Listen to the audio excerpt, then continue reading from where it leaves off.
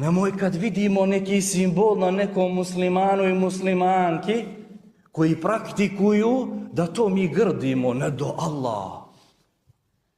Ako ja ne mogu da imam, da uspostavim u mom životu neke simbole sunneta, kaži sebi, budi pravedan, ja, filjan, ne mogu. A ne drugom da uperiš prst da kažeš, vidi on je ovakav, on je onakav. On zbog toga uzima ovo ili ono, dobija ovo ili ono. A kad nama se uđe u naša srca, pa da se prispituju naši nijeti, kako postajemo lavovi da ne damo u taj teren. Odakle ti znaš da ja nisam iskren ili iskrena? A isto također sa te strane tamo. Nemojmo da ulazimo u tuđe nijete. Nemojmo da ulazimo u tuđa srca. To nije nama propisano. I zato kad vidimo, trebamo se, šta?